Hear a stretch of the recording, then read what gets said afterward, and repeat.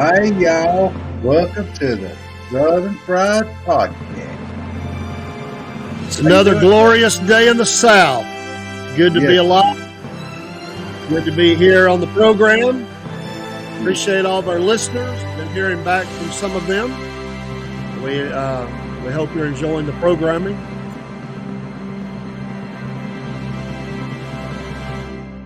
Yeah. Got to get all the way to the end that time. Well, I will like it. I love that. I love that intro, and I just like it. So welcome to everybody. Again, welcome to Southern Fried Podcast. We hope you like the program we've had. We've continued with our program. We're adding to the programming, and we're coming up with new stuff all the time. So there's a little bit something for everybody. Not that everything is for everybody, but that's that's the way we are. There's certain things we like. Now there's some that say, "Hey, I like everything you're doing. I'll watch it." We appreciate you. And one of the new things, Rob, just mentioning because we just started it, is our Sunday prayer time. And that doesn't come out on Sunday. Most likely it will come out probably Monday or Tuesday. But when we go to prayer time on Sunday, we're praying over requests. We've had one episode of PT, prayer time, and send those prayer requests, the emails on the roll there at the bottom, the scroll. And we've had prayer requests come in as we were doing the program, actually, as we were going to record. On that note, Rob, and hello to you. Hope you're doing well. Give you a chance to say hey, but I want to make a quick reference here. Go ahead and let you say a couple words, and I want to just say what I've been doing today or this evening. So how you doing today, Rob? I'm doing all right. Just hanging in there. You know me, just hanging out and being pretty. Hanging in like a hair on a biscuit, huh? As we say up here in North Georgia. Yeah. and we're not going to talk about how pretty I am too long. I know you only got me on here because of my looks. So, well, the secret is out. We haven't had any comments to the contrary, so I'm willing to ride with that. And we'll just see where that goes. Well, the accuracy of your picture that you posted last week is still amazing me, and that really captured the photogenic side of me. Big smile, teeth, and of course I don't have as pretty a teeth as I used to, but yeah, I thought my hair was a little messed up in that picture, but hey, you looked like you were ready for a banana. I was, if you smile and you stay happy, you figure somebody's going, be happy towards you and do, give you a banana. So, picture's worth 1,000 words, they always say, or something like that.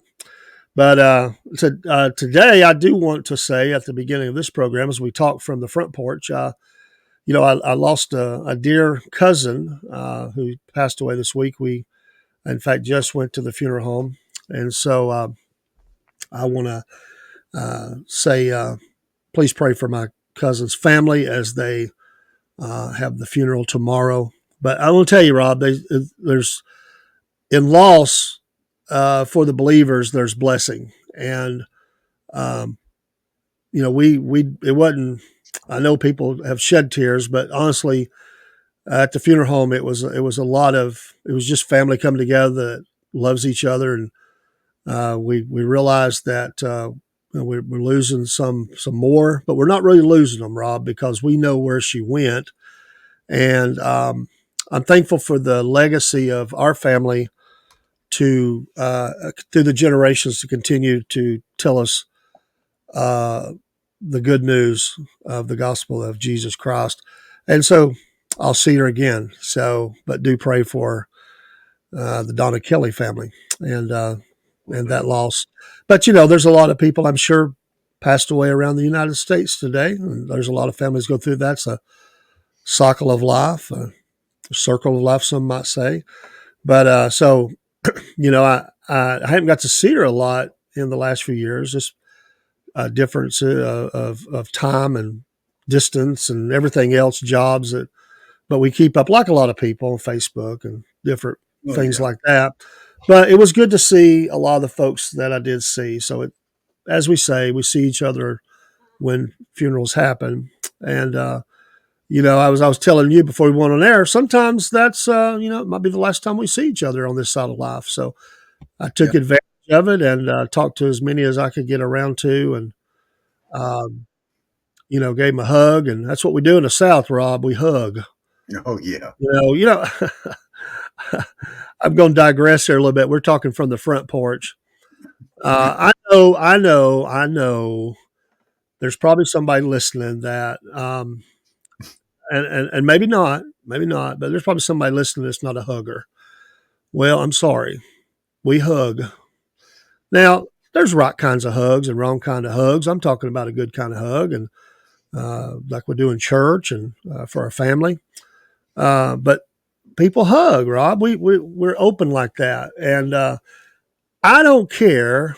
Honestly, I think that what's a blessing to me is that we went through a terrible time when that dreaded C word came along called COVID, and you had everybody avoiding each other, and this lunacy of walking through stores where you had to walk following arrows and staying on the floor and staying 6 feet apart. Stores demanding that you put a mask on, like that's some universal protection against everything, which it wasn't. And I'm not putting down being safe if your immune system's compromised or something like that. I'm not. But Robert, we quickly evolved into people, and I'm not saying everybody did, but a lot of the populace of these United States turned into strangers, and they looked at each other like they were all carrying deadly disease.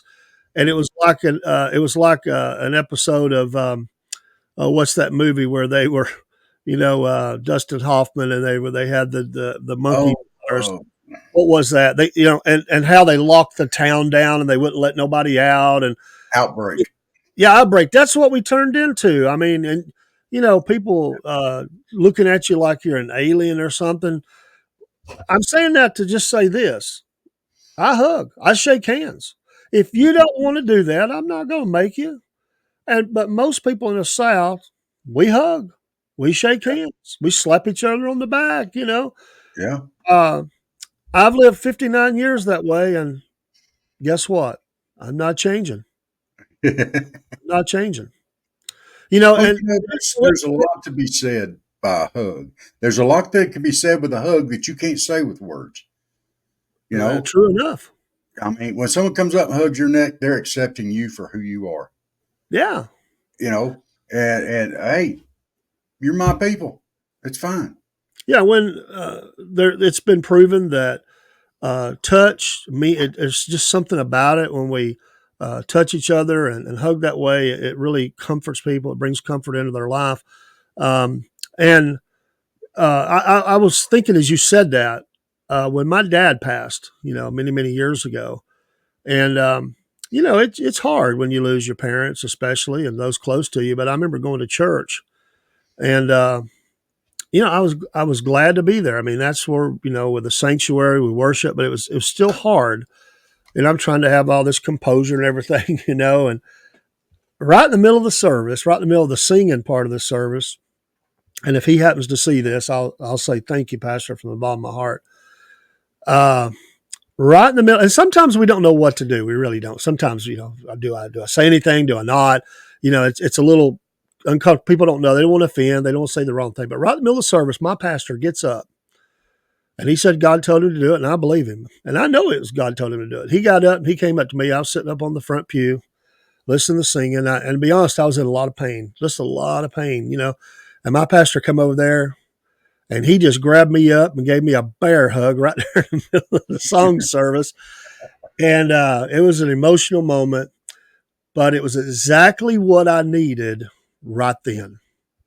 Yeah. And I will never forget that. And he told me he loved me and, was sorry. And he knows that I knew everything too, like he does, but sometimes you need to hear it again. So hugging is important and shaking hands. I'm a firm believer in a manly handshake, Robert. I don't like it I'm just going to say it, Rob. I don't like it with some dude. I go to shake his hand. And he gives me about 3 fingers to shake like these little fingers. No, give me a man kind of handshake. Okay, okay. I'm going to interject something here. Go right ahead. That's what we do here on the front When porch. you and I shake hands, I promise you, I will shake your hand. It won't be no limp wristed shaking a fish or whatever. But there is an exception to that rule. A lot of y'all don't know this. I wrestled on the independent circuit for a while, for several years. Yeah, Dave's actually seen me wrestle. Yeah. We're going to When talk about that in a wrestlers, future program. when wrestlers shake hands, they don't do that. There's only one time a wrestler will come up and give you a manly handshake, and that's if he works good and stiff and tight. You know what to expect. If they take pride in working nice and easy, you'll get the 2 or 3 finger handshake. And that's the signal. They're going to let you know, hey, I'm going to be like, you better be too. A little code word, a little code Little there with the handshake, there, you yeah. know. You go up and you Yeah. shake a wrestler's hand like a good manly handshake. Hang on. Now, I do realize, and I've never been all around the world, there are certain countries where you got to be careful which hands you shake. And I get that. We don't have to go there, but there's just some things there. It's well known. But I do. I shake hands. And I still find in this time of 2024, most people will shake your hand. In fact, today I was meeting with some folks out and I shook some hands and they all shook hands. And I get it. Like, again, I don't invade somebody's personal space if they don't, want me to, or there's protocols and stuff. I get all that. But I just think that we Southerners, and I'm not saying it doesn't happen around the country, but I do believe that in the South, we're big on that. We're big on looking each other in the face. That's another thing. People get offended when somebody looks off to the horizon while you're talking to them. They want you to look them right in the face. You're not talking to them. You're Yeah. talking to the horizon. Look me in the eye. I'm going to look you in the eye. I'm talking to you. There ain't no doubt. It's you. Now, I'm not talking to this person over here or that person over there. I'm not looking at my cell phone. I'm talking to you. But the reason why I think people look to the left, they look to the right, they look at their cell phone, look everywhere but someone's eye, they're really not interested. We used to be interested in what our neighbors and stuff had to say. Yeah. But people are so wrapped up in themselves now, they don't care. They don't want to look you in the eye because they're really just not interested. And that is sad. Yeah, We used it to is care sad. about our neighbors, And I'm trying to look you in the eye and look at the camera at the same time. But when I'm talking to you, if y'all notice, I'm probably not looking straight at you, but I'm looking at Dave's face here. That's what we do. You know? When I watch the videos, it looks like I'm not paying attention to you, but I really am. Yeah. Because we want to face each other as we do that. But yeah, we get these verbal cues from our expressions. That's how we know if somebody's interested or laughing or mad Yeah. or whatever. If they're generally interested in what you're saying, you pick up on that. And the eyes give away a lot of nonverbal cues, I should say. Yeah. And if you're not looking somebody in the face, they miss a lot of that. And it is a disadvantage for those, God bless them, who don't have their vision. But they make up for it with other things. Their ears, the way they hear things nobody else hears. The inflections we do. They noises or however how we're saying it. Different things. But most people, they want to be looked at in the face, and that's a strong thing. And to me, it's respectful. I mean, it's very respectful. I mean, if you go down to the car lot and you're looking to buy a car and your salesman won't look you in the face, how likely are you to buy a car from that guy or that lady? You're going to think, well, they're not even interested in my business. They're not even looking at me. They can't look me in the face because they ain't telling me the truth about this car. Come on. Yeah, it's a one owner that was only driven on Sundays to church and maybe once in the week to the or once a month to the store, Yeah. and was never driven over, 35 miles an hour. Yeah. Okay. It probably belonged to some 18-year-old teenager up the road. Yeah. Okay. Um, Another thing when you're talking about inflection, and see, we've lost the art of conversation and we've gained the art of text messaging. Yeah, All right. true. Text messaging is garbage. There is no inflection in that. I mean, if someone sends you a check or a check, a text, it says, OMG, you have to see this. Okay. So you send a text back. What do I have to see? You know, and they send you a text back. My dad just had a stroke and fell out on the floor. You have to come see this. Why are you texting me and not dialing 911? Or why aren't you calling me and saying, hey, I need some help over here? But Yeah. instead, or we don't know if it's OMG, daddy fell on the floor, or OMG, I got up on the right side of the bed. We have no clue as to what, there's no inflection to it. Don't know. And You know? communication breakdowns happen very quickly through email and texting because the laughter does. It may not be funny. It could be you're laughing, they're not, vice versa. Misunderstood. Somebody doesn't understand your abbreviations. Yeah. there, there's some I don't know. I have to ask what is that? What did you just say? I don't know that. This face to face conversation are so important, Yes. and you just can't build that through text. And Robert, I know times are changing. We sound like we're walking 10 miles in snow to the one room schoolhouse.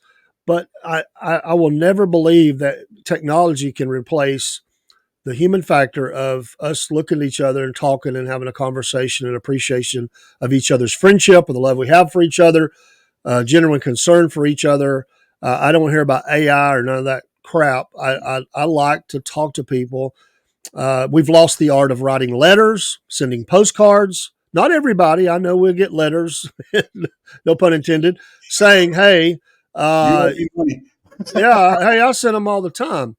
Uh, yeah, we've lost the art of sending Christmas cards. I don't know how many you got this year, Robert. Maybe you got several, but it honestly has changed a lot. And really at church, people just hand them out.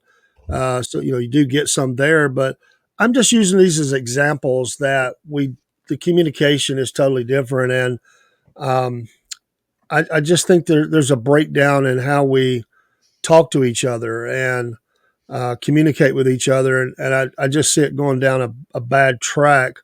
Um, we love to stand on the front porch or the front of a business or outside of church after church. You could go on and just conversate. I remember one time, me and my wife, we drove when the boys were little. We drove two different cars to church because she would drive because after church she was going to go home and finish getting Sunday dinner ready, and she knew that I would be standing there talking forever until everybody left. Me and my pastor usually were the last ones to leave, and she would stay a while herself, but then she'd say, I'm going to go home and just finish up the touches of the Sunday dinner. I'll see you when you get home. And we did that for years. But I just enjoyed standing around talking to people, and we love each other and we cared about each other, and you don't see each other as much sometimes. We busy working, whatever, but at church, that's a time we come back together. And during the service, you're not supposed to be talking. So before and after the service, you spend the people do that, You're but not supposed to be talking during the service, David. That's nap time. I got to tell you one time my son, my youngest son, Joshua, he I don't think he'll mind. If he does, what's he going to do? When we get older, we can do those things. It's like, Yeah. what are you going to do? I'm pops. But he he came up and was sitting beside me on the front. And now Jeremy, he didn't ever want to be. He was shy. He didn't want to be up there. But Josh he was my little right hand buddy, and he wanted to get up there right there on the front of the right in the middle of the heat of the action. The preacher coming down and a stomping and a preaching and a snorting and everything else. I call that the spit zone. You you're going to be down there where the spit's flying. So, it's hot and heavy, and the preaching's hot and really good. And I loved it. But he was sitting there. I didn't know he went to sleep. I did not know he went to sleep. And I'll never forget this as long as I live. The preacher had came down from the pulpit, and he was walking. He was a preaching back and forth, and he was driving home a point. And when he did, he raised his voice and he stomped his foot. Well, that scared my little boy, and he came out of that sleep, and he had his arms up, and he was shaking them like that, and his feet, he's kind of vertically challenged, so his feet didn't quite hit the floor, but so his legs was out, and they were shaking, and his hands was up and shaking. And I always thought, I bet some people behind us thought, boy, he was just all in the spirit there, but he had been asleep. So I knew what had happened. I didn't say nothing. Preacher kept on preaching. The preacher might have even thought it. I don't know. But after a few moments, I just cut my eyes over at him, and he was staring at me with that look like, I'm in big trouble. And I just gave him that dad look, that look.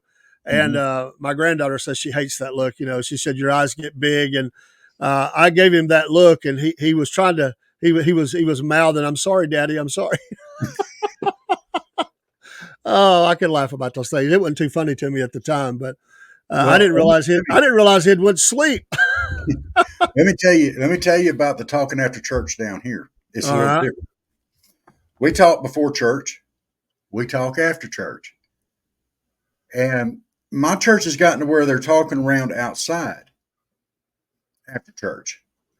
When I leave the church, I'm moving to the car as quick as I can. Them gnats. Yes, they're everywhere. And it's like you go outside, talk after church, the gnats know it. They go. And you're like, how are you? Oh, it's a great day. Yeah, it's beautiful. Oh, yeah. Y'all doing all right today? They got their Bibles out, and,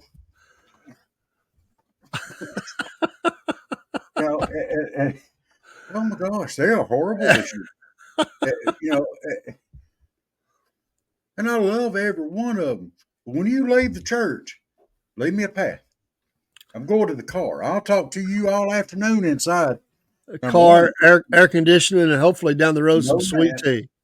No gnats. We'll talk inside. Or a bare minimum gnats. Some follow you in. But, you got a bare minimum of gnats. You got air conditioning. Let's talk in the church. When you go outside, make a beeline for that car. Now, if you want to leave and crank up the car and turn the air conditioning on and come back, hey, I can perfectly understand that. I mean, because it gets hot enough around here where that can be desirable. Yeah. We got 94 degrees and humidity 98%, and it feels like it's 152.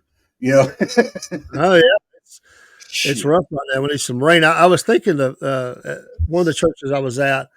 It was I think it was a Wednesday night. I don't remember. It could have been Sunday night. It was one of the night services. I do know that.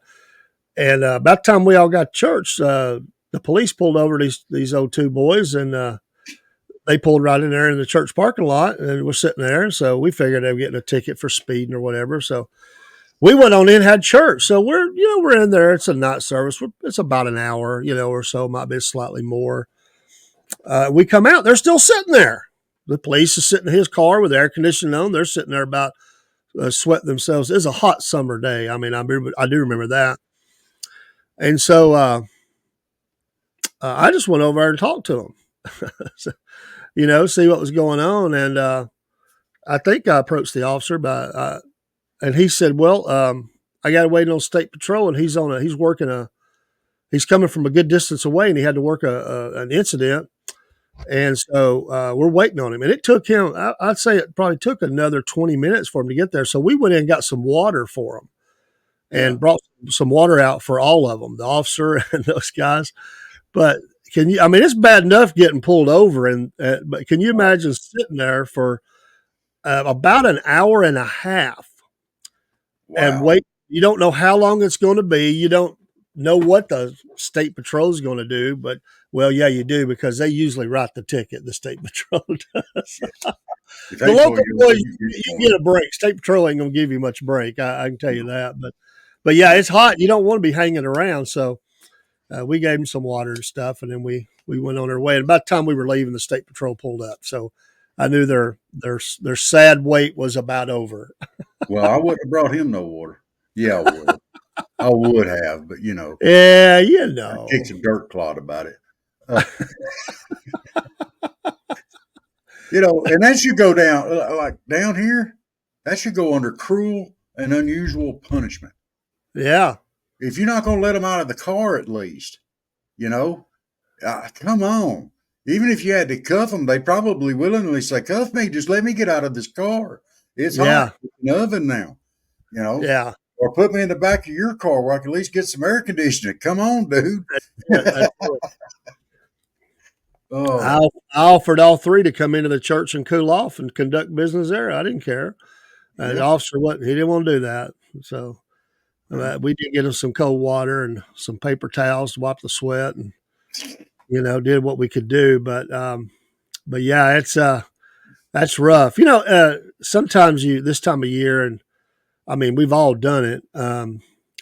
You see somebody that's having to their transportation is their 2 feet. And it don't take much to walk around this kind of heat, and you look like you're death warmed over. And sometimes this out they don't have a vehicle, maybe it's broke down or whatever, and they're having to walk to the store, they're having to walk to work, or whatever it may be.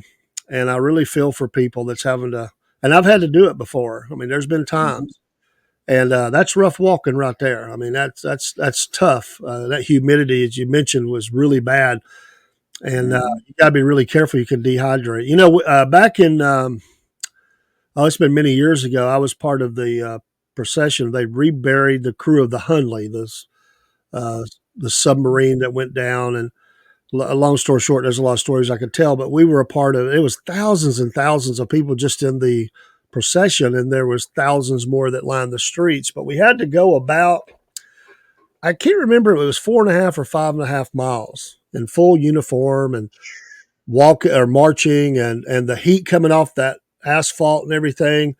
They gave us a one little stop in the middle of that, but we just decided to keep going because our feet were burning so bad. So I remember we got to that cemetery. We were all, and there were people who fell out. I mean, there were people who passed out. There were people who just said, "I can't do it."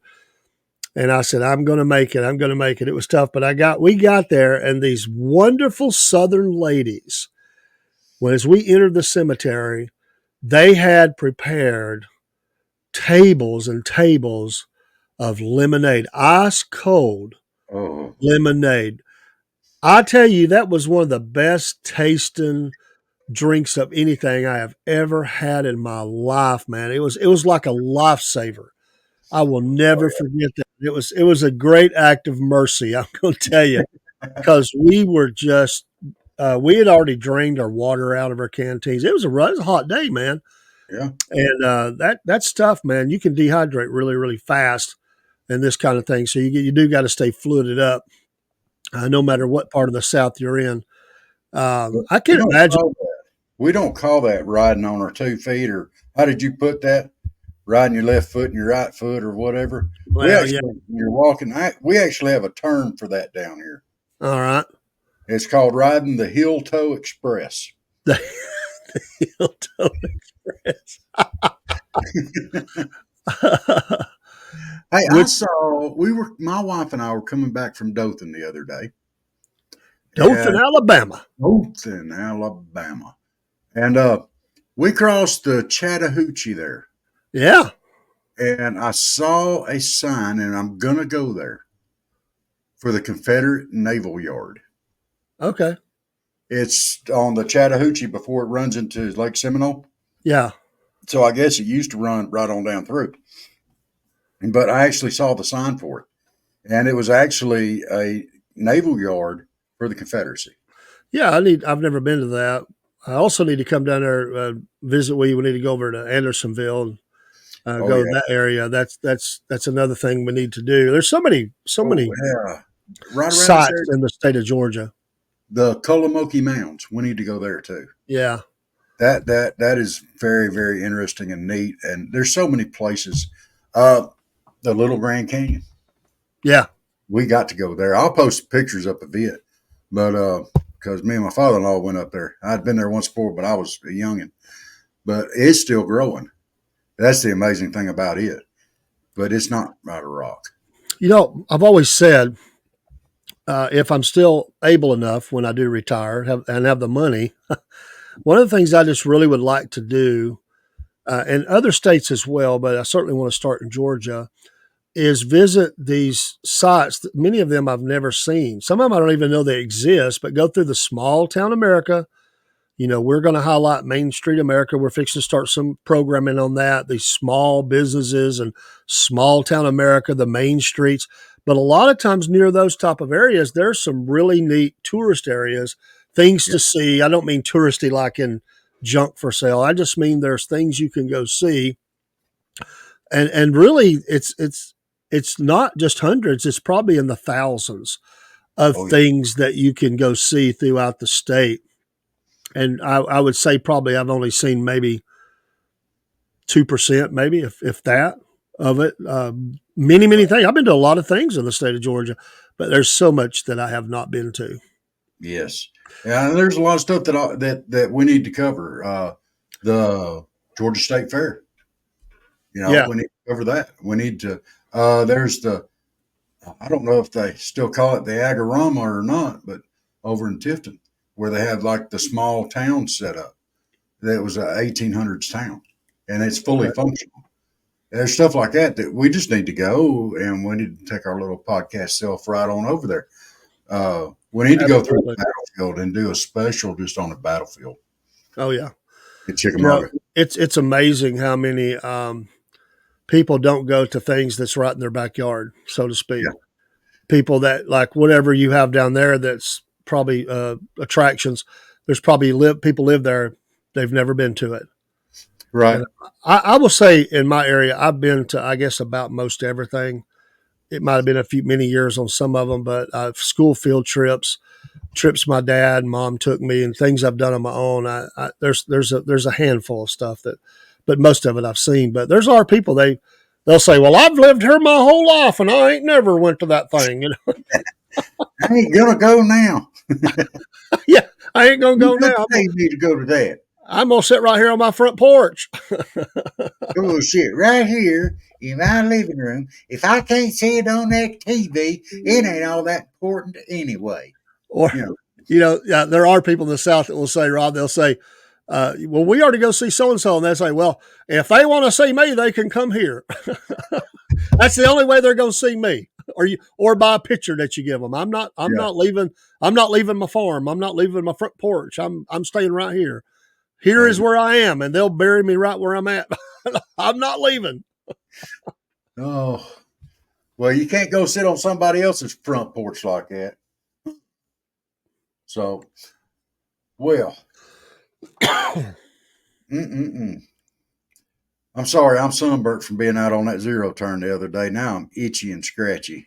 Uh-oh. Yeah. Uh-oh. It's going to be all right, though.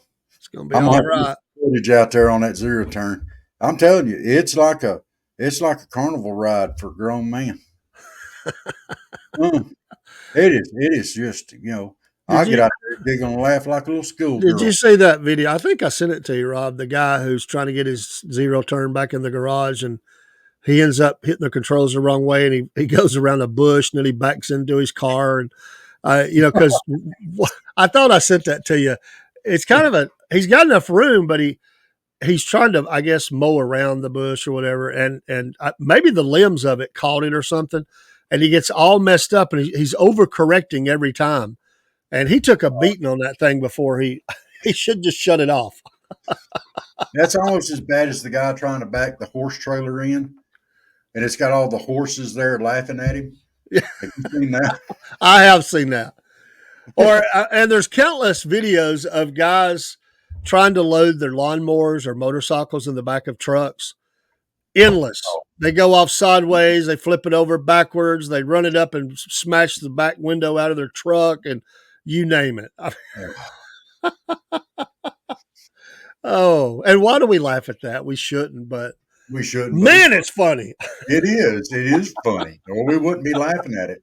It's like I saw one the other day. These guys lined up beside a boat ramp, and they had brought chairs and scorecards and pool noodles and waving them around as people trying to back their boats in. I've And saw loud that type of thing before. That is hilarious, man.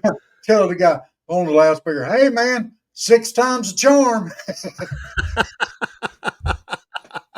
You know, most of the people were pretty good natured about it. They laughed about it. You know. Yeah, but there was like this one person. I called the sheriff. They're like, "We don't care. We're not doing nothing wrong. We're just sitting here." You know, we'll tell them when they get here. And they sat there till they got bored with it. We should do that. You could do that at a stop sign. You know, all the people that just run through them, they don't really stop. We could throw up scorecards, and they'd be thinking, "What? Come back. Well, what's that? What's that for mean?" Well, you know, you didn't stop, so you did a California roll through the stop sign. We're gonna have to give you a 4. No, that's a 1. That's not even stopping. You don't stop, you don't get no good score. Well, you might get some points for a really nice car. I mean, you know. Well, yeah, depending upon who's driving it. By the way, Rob, we should mention before we stop Front Porch Talking tonight, some new programming that we're doing. It's just started, and it's our morning funny, and we hope that people are enjoying those and just laugh with us and don't get offended or anything. We're just having some fun, but there's some really funny ones coming out. In fact, there's one coming out that my life might be in danger. No, it ain't no might. You're gonna die. If you're back on here, it'd be because she has had mercy on you. So I think that's scheduled for Tuesday, right? Yeah. I was Tuesday morning. Let you know when that one's scheduled. These drop around 7 or 8 in the morning or something Eastern Standard Time. They drop around 6. Oh, 6. Okay. Yeah. And then on Sunday morning we've got a scripture reading, just verses of scripture. These are very short. You can listen to them in less than a minute. Most of it is designed that way. If it's slightly more, but it's right around a minute and a half max. And on Saturdays, we don't have the first one set up yet, but next week, Saturday, we will be honoring the American soldier, veterans from all time frames, all military branches. And this email that's going across the scroll right here, send us a picture if you've got it, their name, their branch of service, years of service, all that, and we will put them up. If we get a whole bunch, we'll put several up in that release. We want to honor the American soldier on Saturday mornings at the Southern Fried Podcast. Yeah, let us know if they're living or gone, years of service. If they're gone, let us know what year they passed. And, let us honor them. We want to. Yeah. We want to mention them. And we're really going to try to put together something special with this. And we're not going to lose these. We're going to hang on to them. And my ultimate goal is on Veterans Day to put these out as a continuous cast. Yeah. And you'll hit play and watch through them as many times as you like. That'd be great. They don't have to be in uniform. If you have a picture of them in uniform, that's great. And hey, you don't have to have a picture. If you just want to send us the name and all that, that's fine too. But get those to us and look for those on Saturday. We'll start putting those out. We're going to start next week and get those assembled. If it's 1 or if it's 20, whatever it is, and those will come out. Those will be released every Saturday morning. Yeah. So we're going to keep going on this Front Porch Talking. The next time we have some topics that are near and dear to our hearts. I really want to talk about old school telephones. And pictures and stuff like that. Well, actually, that actually will be the telephones. I believe, Rob, is going to be our new program. I remember that, but we're going to talk about that. We're going to go. I remember that. That's what we say here in the South. I remember that. Or do you remember when? Or do you? So we may talk about it on Front Porch, but we're going to have a whole separate program. So we're going to date ourselves a little bit talking about some phones. Oh my gosh. It'll be a fun journey, to talk about. All right, guys. Well, we're glad you joined us here tonight. Hey, look, if y'all ever want to be on Front Porch Talking, y'all send us an email. We'll send you an invite. We'd be happy to have you, any of you. Y'all just let us know, okay? Okay, Robert. And one last thing, I'm gonna put a challenge out there. You know, we're Georgia fans. We're Georgia fans, Yeah. but we do have some Tennessee fans who watch, and they say, well, the ones I've talked to, well, I don't want to be on. I like to watch. That's fine, but I'm gonna say this: Tennessee is playing in the World Series, the College World Series They are. against Texas A&M, I believe that is best 2 out of 3. I'm gonna challenge you.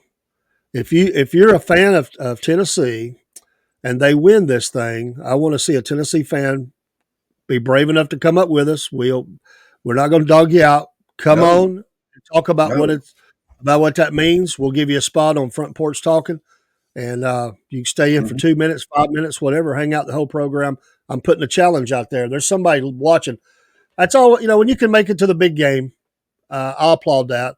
Not a Yes. Tennessee fan, but I applaud that. And hey, it's all SEC, so I like that. Yeah. So challenges out there. That's going to go over the next few days. Let's see what happens. But if they win, come on. You got All a right. chance to brag. We'll All right. put you I'm on going the to go ahead air. and throw one out there for you. As far as this ball game goes, go Vols. Go Vols. Oh, They got wow. there. I Got know hurt. it hurts, right? Go Oh, Vols. oh, I think my jaw's going to fall off. But you know what? There ain't no Frank, are you listening out there? No Miami Hurricanes.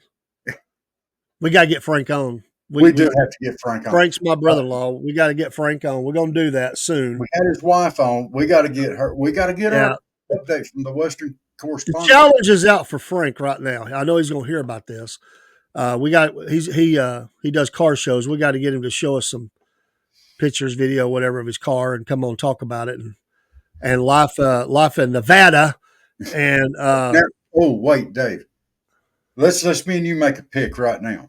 all right, What type of car do you think a Miami Hurricane fan would show?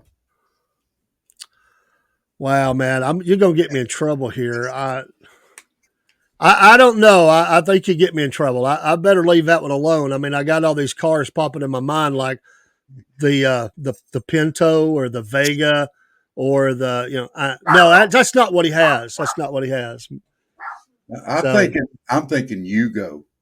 No, wait. Frank's got more class than that. You know, Yugo. the Gremlin. Oh, Yugo made a 4-door. That's called a Wego. He's showing a Wego.